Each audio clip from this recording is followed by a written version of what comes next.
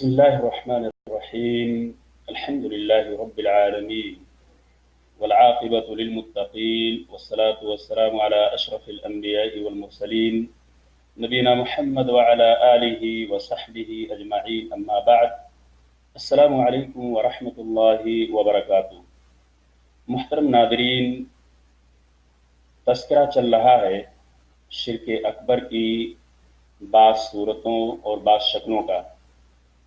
چند شکلوں کا تذکرہ آپ کے سامنے پیش کیا جا چکا ہے، اور یوں تو بہت ساری شکلیں ہیں، بہت ساری صورتیں ہیں شرک اکبر کی. انہی میں سے ایک شکل یہ بھی ہے کہ اللہ تبارک تعالیٰ کی حرام کردہ چیز کو حلال ٹھہرانا اور اس کی حلال کی ہوئی چیز کو حرام اور حرام کو حلال کر دینا. یہ دونوں شکل میں اللہ تبارک تعالیٰ نے تحلیل اور تحریم کا جو اختیار ہے رب کائنات نے کسی انسان کو نہیں دیا ہے. تو جن چیزوں کو شریعت نے حلال کیا ہے وہی حلال ہے، اور جسے حرام قرار دیا ہے وہ حرام ہوگی. دور حاضر میں اگر دیکھا جائے تو یہ شکل بہت عام ہو چکی ہے کہ اللہ تبارک تعالیٰ نے جن چیزوں کو حلال کیا ہے اسے حرمت کا حکم لاگو کر دیا جاتا ہے، اور جن چیزوں کو حرام کیا ہے اسے حلت قرار دیا جاتا ہے.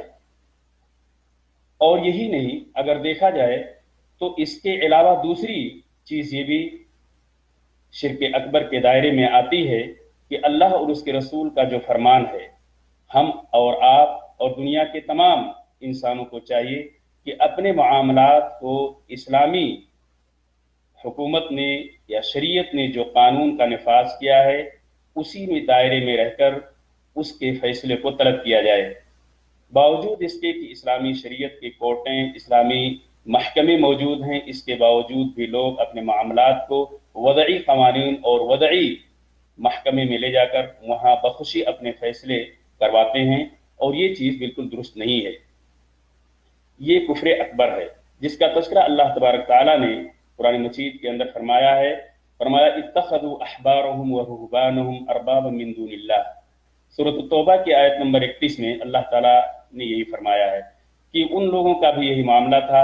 یہود و نصارہ ایسے ہی کیا کرتے تھے، جب ان کے علماء کسی چیز کو حلال کرتے تو اسے حلال سمجھ لیتے، اور جس کی حرمت کا حکم جاری کر دیتے اسے حرام قرار دے دیتے. اللہ تعالیٰ نے فرمایا کہ ان لوگوں نے اللہ کو چھوڑ کر اپنے عالموں اور مشائخوں کو اپنا رب بنا لیا. حضرت عدی بن حاتم رضی اللہ عنہ جو عیسائیت کے ماننے والے تھے، اسلام قبول کرنے کے بعد جب یہ آیت ان کے سامنے پیش ہوئی تو انہوں نے اس آیت کو سنتے ہی اللہ کے رسول صلی اللہ علیہ وسلم سے پوچھا کہ اللہ کے رسول، عیسائی لوگ تو اپنے علماء اور مشائخ کو رب نہیں مانتے ہیں، ان کی عبادت نہیں کرتے ہیں. اللہ کے رسول صلی اللہ علیہ وسلم نے فرمایا اجل ولكن يحلون ما حرم الله فيستحلونه ويحرمون عليهم ما أحل الله ويحرمونه فتلك عبادتهم. اللہ کے رسول صلی اللہ علیہ وسلم نے حضرت عدی رضی اللہ تعالیٰ عنہ سے یہ واضح کیا، کیا یہ بات نہیں ہے کہ وہ لوگ جس چیز کو اللہ تعالیٰ نے حرام قرار دیا ہے اسے حلال کر دیتے ہیں، تو ان کے ماننے والے ان علماء کو اپنا سب کچھ سمجھ کر ان کے اندر حلت اور حرمت کا اختیار سمجھ کر ان کی باتوں کو مان لیتے ہیں، اور جس چیز کو اللہ تعالیٰ نے حلال کیا ہے اسے حرام قرار دیتے ہیں اور اسے بخوشی وہ قبول کر لیتے ہیں. تو یہی تو عبادت ہے. اور اسی اصول کی بنیاد پر انہوں نے اپنے اماموں، مفتیوں، مولویوں، پیروں اور مرشدوں، صوفیوں کو رب کائنات کا درجہ دے رکھا ہے. ناظرین کرام، یہ تمام چیزیں ایسی ہیں جو شرک کے دائرے میں لے جاتی ہیں کہ اللہ تبارک تعالیٰ کی شریعت کو ناکافی سمجھ کر کسی اور کے اندر اس اختیار کو ہم سمجھیں اور اس کے فتوے کو جو قرآن اور حدیث کے مخالف ہو اسے مان لیں.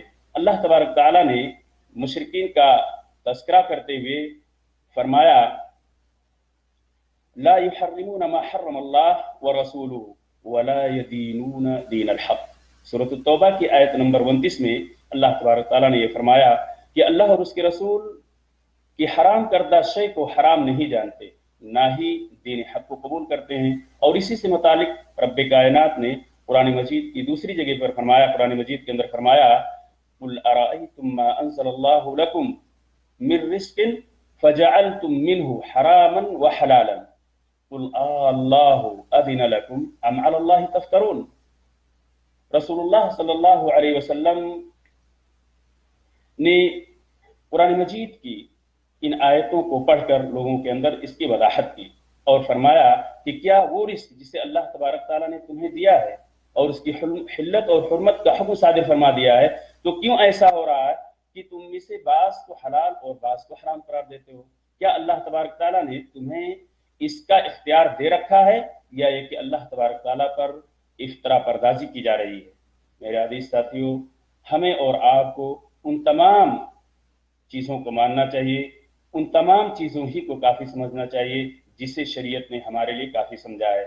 कोई ऐसी चीज़ नहीं थी जिसके अहकामात को शरीयत ने वादह न किया हो, तो जिन चीज़ों को हराम किया है वो हमारे लिए हराम है, और जिसकी हिल्लत का हुक्म सादिर फरमाया है वही हमारे लिए हलाल है।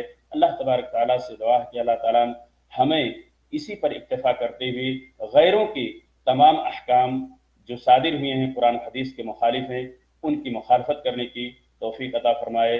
आमीन। अस्सलामु अलैकुम व रहमतुल्लाहि व बरकातुहू।